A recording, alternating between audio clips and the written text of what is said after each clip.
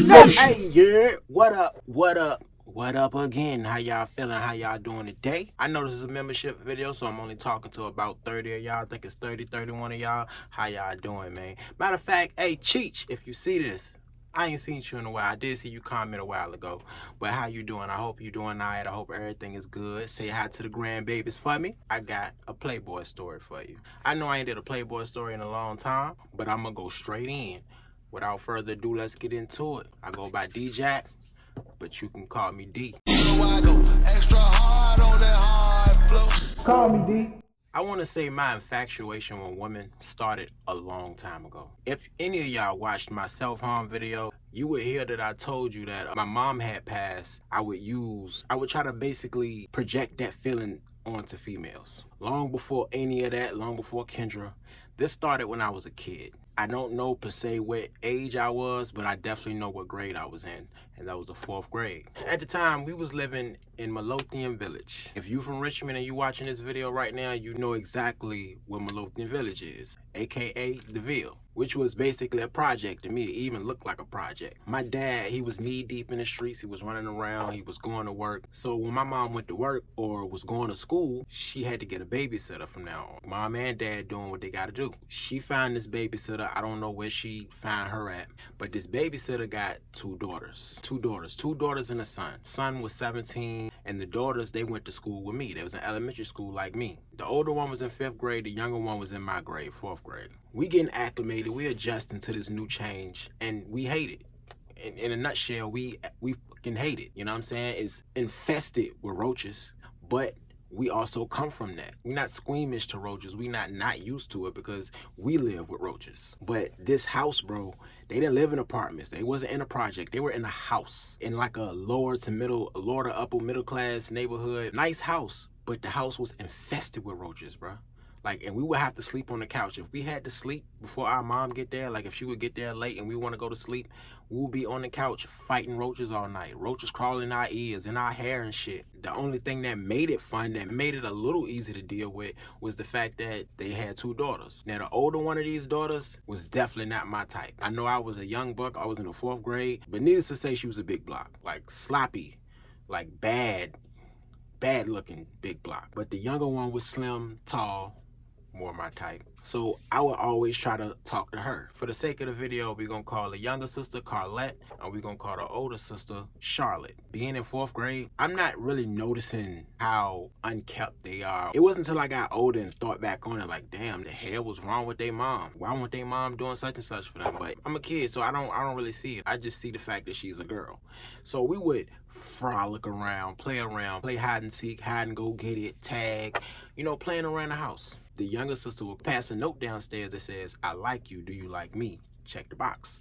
Check the box, yes. And I put it back on the step. She came and got it. And the older sister seen the note, and I guess she got jealous. I guess the older sister liked it me. She liked it me and my brother. You know, she would have took either one because neither one of us wanted her. One of these days, we is upstairs in one of their rooms and we're watching a movie. Got a pallet on the floor. It's me, my brother, and the two sisters. We're not supposed to be in here together like this. Like, we sneaking doing this. Their older brother, he plays basketball, so he not here yet, but I think he had practice or something. I think my brother go to the bathroom and both the sisters is in there with me. Now, the older sister gets under the covers and starts giving me head. No cap to you.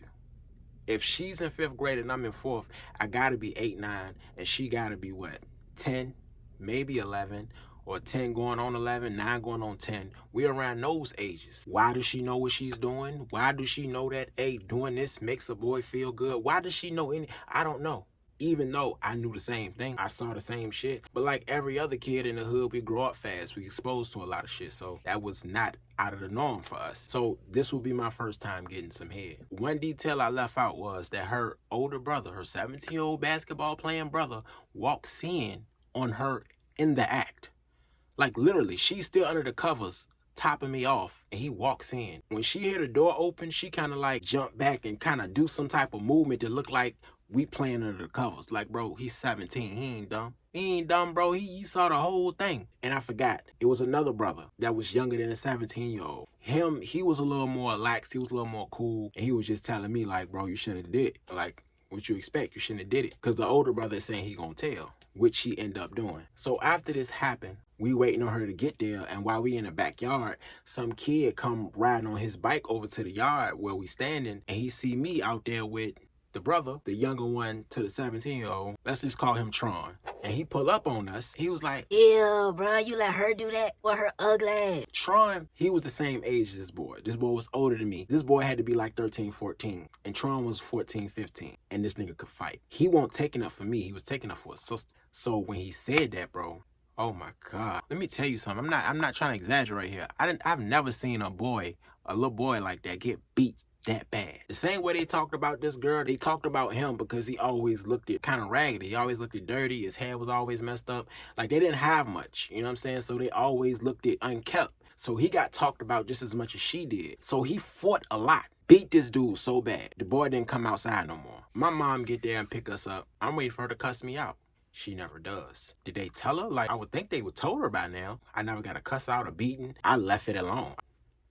I ain't gonna say a goddamn thing. You don't know, I don't know, goddamn it. And as I got older after that, I didn't realize how much that situation traumatized me. Being a kid at that age, you don't know that traumatizes you. You think that's good. You're a boy. You got some head. What? You feel like the goddamn big dog on the block. Even though it was by a girl that nobody likes, you got some head. You know what it actually feels like instead of going in the damn bathroom and jerking your chicken. I've went to a new level of infatuation with girls. Now I'm trying it all the time. I'm smacking girls' butt. We behind apartments kissing. We sneaking inside rooms, touching on each other. Don't know what we doing. We just doing it. You know what I'm saying? Because they is just as fast as me. Imagine a room full of 10, 11, 12-year-olds having a twerk party. We would be in an apartment by ourselves. There's about 8, 9, 10 of us, bro. Little girls, little boys, and they are twerking on us. Fathers, can you imagine your 19-year-old daughter somewhere in somebody's apartment living room twerking on another little boy? And they kissing on her. She kissing him back. They feeling on her butt.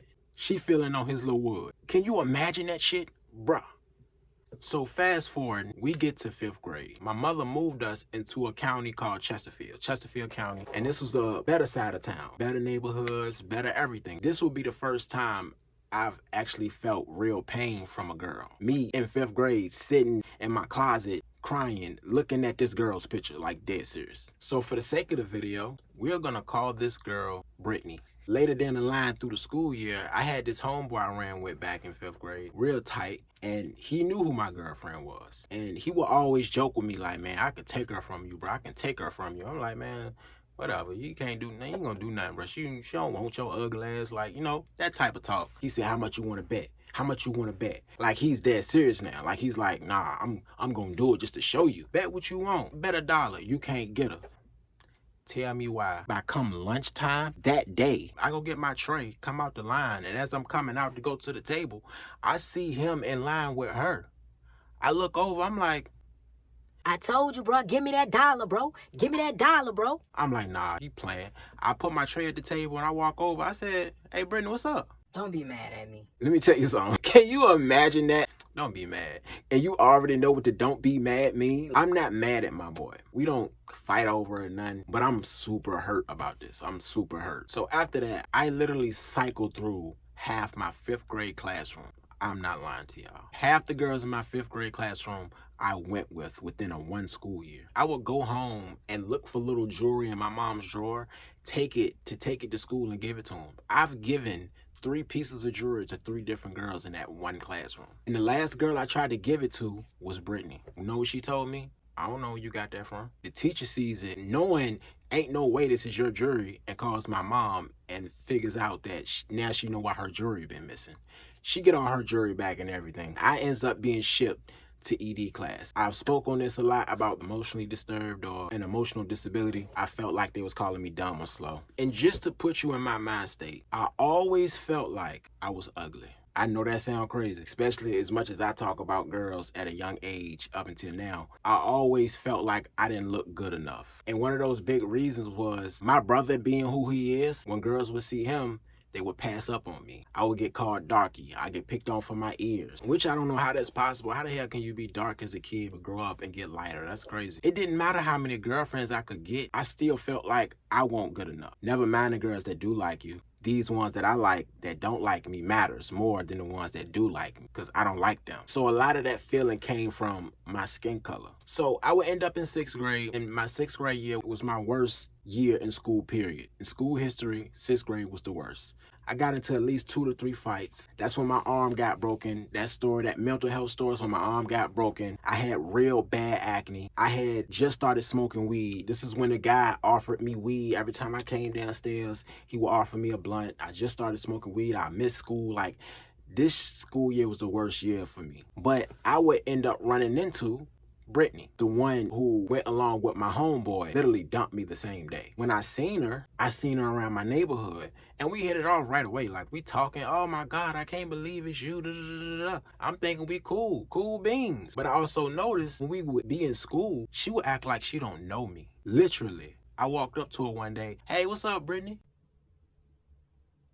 Who are you? Bruh, embarrassed me, bro. Group of girls laughed in my face. I looked at her like, for real? Like, you was just talking. Boy, I. Cut me off and walked away with her friends. What I interpreted from that was that she's embarrassed to be seen with me in public. That's literally what I got from that. I don't know if anybody else would get that, so I don't look good as others. And I got the bad acne, so I'm super self-conscious at this point. So while we in school and she curving me, she hanging with the more older kids than the more popular kids. The kids that come to school fresh as hell every single day. Get picked up in Dunks and Cadillacs and big boy Lincolns and shit, Escalades. But it always looked like she was tailgating. It always looked like she was trying to keep up. Or it looked like they was trying to get away from her and she was trying to follow. Like, that's what it always looked that way to me. And it made me wonder, like, why the hell she act like this in school but try to kick it with me outside of school? I would eventually get put out of this school and I would get transferred to another middle school. Then when I get to this middle school, it's damn near everything changed. I don't know if the atmosphere was different here or if the fact that I knew more people here, because this school is in a zone where I grew up at, but it was damn near like today's version of going viral in real life. Dead serious.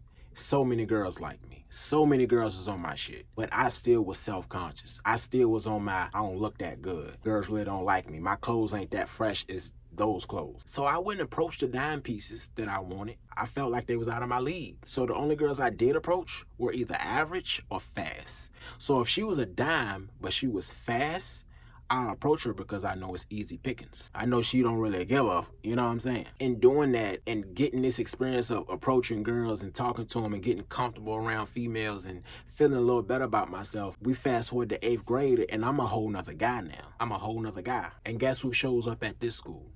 Britney. But when Britney shows up this time, this ain't the guy that she's used to seeing when I was a little kid. I'm not him no more. And I remember everything she did, bro. From being hurt in 5th grade, from you curving me in 6th grade, now we in 8th, she actually approaches me. Hey, how you doing? Hey, in school, around people. So I'm like, oh, okay. So you know what that did? It furthered my thinking about myself. Now I look better. So that's why she approached me. I literally let her presence validate myself. We're gonna talk more about that later. Right when she approached me, I act like I ain't know her. I did the same thing she did to me. I said, what's up? Who you? And she looked at me like, It's Britney. Britney who? Where I know you from? Curving the fuck out of her in front of a group of friends, boys and girls. But she kept advancing. Days later, weeks later, she still kept hollering at me, still wanna be my friend, still wanna be my girl, like really on me. I would eventually get her number. So what I did was, when we were out of school, I was on her, I'm kissing her, I'm hugging her, I'm hanging out with her, holding her hand while we walking and everything. But when we got back to school, I treated her like dog shit. And be straight up with you. I treated her like straight dog shit. She walked up to a group of me and my friends and I actually shooed her away. I literally, hey, gone. And it's not like dudes didn't want her. A gang of niggas wanted her because she wasn't ugly. It was almost like she was squeamish around the guys who wanted her. Squeamish as hell. Shy even. They smacking on her ass, asking for hugs, and she, you know, like real weird about it. But when she was around me or when she was around guys that she didn't like, she was open. She was outgoing. She was playful. You know, she was talkative. And it confused the shit out of me. I'm like, what the fuck? These dudes want her bad. They know they can't get her. But she knows she don't want them. But will give them the time of day. Now, I would eventually graduate and we would kind of lose touch. We were still kind of together, not because I was still messing with other girls. I remember talking to her in the month of July and she asked me to take her out. I laughed in her face. I laughed at her, and she hung up the phone on me crying. I didn't feel no way about it because I'm still holding this grudge on what she did to me as a kid, bro. I am holding on to this shit. Like, that shit real deal scarred me, bro. Like, dead serious. So, as you know, during this summer, we going to high school next year. A week before high school starts, I see Britney in Walmart shopping with her mom. I don't know who I was there with. I don't know if that was by myself. I don't know, but I was in Walmart and I seen her. We had talked, a few months ago? A month and a half. I'm walking past them and they in the food department. I'm in the hallway area, in the aisle area, and I could just hear her mama scream on her. Shut your ugly ass up. I told your fat ass not today. Crushed her right then and there with that one statement. Crushed her, bro. And like I said, she won't ugly. She was thick, but she won't fat. She what I call African body. Those Africans you might see on Instagram with them magical thin waist with that stupid ass, but it's natural, or at least it looks natural. That's how she was built, with a pretty face. So I never understood it, bro. I understand money can be tight. I understand that, but that was overboard to talk to your daughter like that, bro. Super overboard. And I kind of felt bad for her. I wanted to walk over there, but her mama kept her close, like she was glued to her side. So when I'm walking up to her, especially why she like that, I text her phone and I still had her number and everything. I said, meet me in electronics. I'm looking at her while she's looking at her phone. She don't even text back. She goes straight to electronics. I meet her over there and we kind of sitting in the aisle on this pillow and bed display. We sitting there talking the whole time while her mom is shopping. Her mom ended up texting her and asking where she at. She wanted to know where she at. She told her where she was at. She said, okay, you can stay over there. Just when I'm ready to go, I'm gonna let you know to come up to the front. So cool, we got some time. So I asked her, I said, why your mom coming at you like that? Like, why she do you like that? And she said, yeah, she just mad because, my dad had left her a month ago. So ever since then, she ain't been the same. And I'm just like, damn, man, that's fucked up, man. Like, damn, sorry to hear that, And then she just broke out. You too, you carried the shit out of me. Like, I called you, asked you, can you take me out? And you gonna laugh at me like that? Like, that shit hurt me, D. That shit hurt me. Oh, do tell.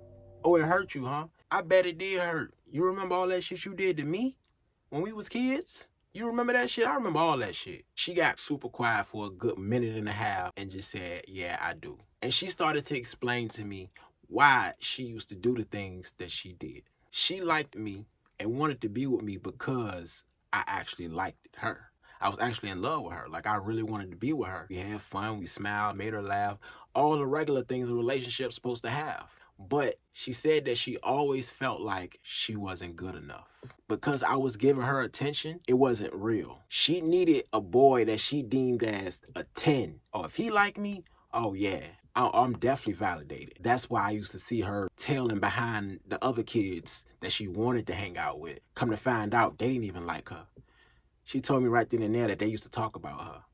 And I asked her, I said, why you kept trying to hang out with them? She said she guessed she wanted people to look at her like she was them. Or she was cool, she was pretty. Thinking because this person is seen, if I hang out with this person, I'm seen too. And that's all she wanted. She wanted to be seen. She said her whole life, she didn't feel nobody could see her, like nobody cared. So if she hung with these people that looked like everybody cared about, that everybody liked, even if it wasn't real, just to experience it a little bit was enough for her to be happy for a while. So not only did she feel like she would be settling, messing with me, she also felt like she wasn't good enough for me. But it made sense because right then and there also I told her I felt the same way about my own goddamn self. We literally sat there on that damn bed and pillow display laughing about this shit. We literally felt the same exact way about ourselves. Is the reason why we treat each other like this. Because we so goddamn self-conscious. Because we think so low of ourselves. I told her my experience as I got older. When I got to 8th grade and I started talking to people, I said, look, the way I got over it is I got used to rejection. I got used to people telling me no. I got used to people not liking me. But I started appreciating the people who did like me. I started appreciating the people that did want to hang around me. I started noticing that even as a little kid, I had girlfriends. Just because they weren't the girls that I wanted didn't mean I wasn't good enough for somebody. And I don't know why. I guess the context that I put it in, it was like a light bulb went off for her. She looked at me, bro. Damon, you are so goddamn right. You are so goddamn...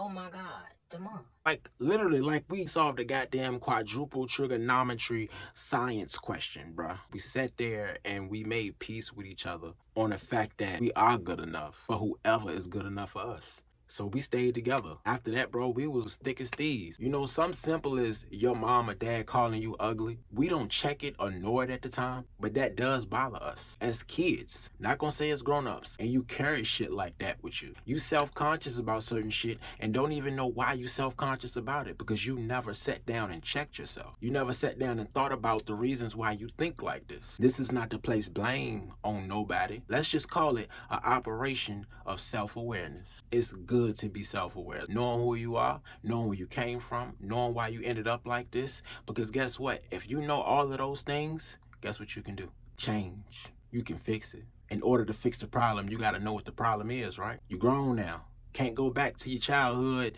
and do things different, but we can do better for the generation under us. If we know as kids we felt like this when our parents said this or when our parents did this towards us, now when we get older we got to say, all right, I'm gonna do it like this with my kids so they don't feel how I felt. Because my generation had to grow up so tough, I better not go in the house and say, Dad, he teased me about my ears. Oh, she said I'm ugly, she said I'm black. Like, Dad probably look at me like, nigga, what? Did you die though? Understood. And I still promote toughness in your kids. You still want to instill some type of toughness in them, but it has to be a balance. Because if it's not a balance, it's either going to go one way or it's going to teeter the other way. And both can be detrimental. Too much of one thing can cause just enough damage. Something simple as your mom and dad calling you handsome or beautiful changes a child's whole perspective. I'm not talking about teenagers. I'm talking about from 5, 6, 7 years old. You know, at that time, that's when we're the most vulnerable. That's when we're just now figuring out our emotions and why we feel this way and that way. So it's real erratic when we're kids. You can't honestly say, I know how my child took that statement, and the child don't want to say that this hurt their feelings because they're not acting tough as you want them to be. So they carry shit like that. They take that little tiny piece and carry that shit, and that piece gone snowball. And it's gonna get bigger and bigger. Now when the next thing happen, it might be somebody talking about your shoes, snowball. Then it might be somebody saying your hair not real, snowball. You don't know how to dress, snowball. So on and so forth. But if you check it in the beginning, if you balance it out in the beginning, you won't have outcomes like this. But yet and still, I wouldn't change nothing we did. But eventually, she will be put into foster care because her mom ended up on drugs. I don't know what drugs she got on, but I just know the last time I talked to her, her mom was on drugs and she got put into foster care. Now, when she got her put into foster care, I definitely lost touch with her. I didn't know how to reach her. I didn't know she didn't have her phone. She had none of that. The only reason I even thought about her is because I actually seen her a couple days ago. I'm going to pick up my Suboxone prescription and I see her in CVS with her husband and her son. When I got to that store, I was mad. I was stressed out. I'm at the counter. I already got my Suboxone and I'm about to buy a Black & Mild because I don't have enough money to get a vape. And I don't supposed to be smoking blacks. I don't want to smoke no damn black. I hate the way it tastes now. And I'm just mad that I'm not making enough money right now. Not having time to do this. Not having time to record. Not having enough time with my kids. I gotta split time with a lot of shit. Gotta go to work, record, edit, thumbnails, family. It's a lot dealing with it. And still gotta have some type of, burnout time just to sit down and relax and unplug. I'm feeling overwhelmed. I'm at this counter about to buy this black that I really don't want. I don't see her yet. She approaches me. Damon. Oh my God, Damon. Is that you? She walk up to me, give me the biggest hug ever. I'm looking at her dude behind her. He walking up. She turn around. Babe, take a wild guess on who this is. I'm confused. I'm like, Damon. Okay, that's fucking weird. Why does your husband know my name, bro? She could see I'm weirded out. So she explained to me. Like when she was in foster care, she was still a kid. But she met him in the same foster system. I guess the same home or something, under the same family. I'm not sure. When she was in foster care with him, she told him what I told her. He ended up telling her how he felt about not having nobody, not being good enough, feeling like nobody likes him. The same way I felt. The same way she felt. And he feels the same way. So when she put it into perspective for him, it did the same for him as it did for her when I told her. Ever since then, they've been together. End up getting married, having a son. And he dapped me up and said, bro, I'm glad you met her when you did. I'm going to finish the job. She going to be all right. We hugged. It was beautiful. And the reason why it was beautiful, the reason why it was fire, that energy, that good energy was transferred from me to her to him all the way back to me in a 20-year period. And I say back to me because when she come holler at me when we talk, I didn't care about none of the shit that I was caring about when I was at that counter after she pulled up on me. After I talked to her and her husband, I seen their little son walking around playing, messing with shit. It made my fucking day, bro. That shit made me so happy. And the message I want to leave with y'all today is, man, energy is real. Energy is so important. That's why they tell you to protect your energy. You never know what you could be doing for somebody 20 years in the future just from the good energy that you putting out today. How many lives that changed by you putting out that good energy? Because that shit is being transferred every day. You made this person feel good, they made that person feel good. That person feel good, so you feel like blessing this person. That person blessed that person because of it. So imagine if everybody carry that good energy. I can't tell you to, but if you can walk around with a positive perspective, even in the worst of times, you can make a difference and don't even know it. But that's all I got. Y'all stay safe, y'all stay positive, y'all stay sober. If you ain't moving, you losing, my boy. And we out. Call me, D. Hustler talk, no comment though, just paper chase. Chasing my dreams, my nightmares ain't got no money. Just a cardboard sign and they existing so bumming. And they want me down with them at the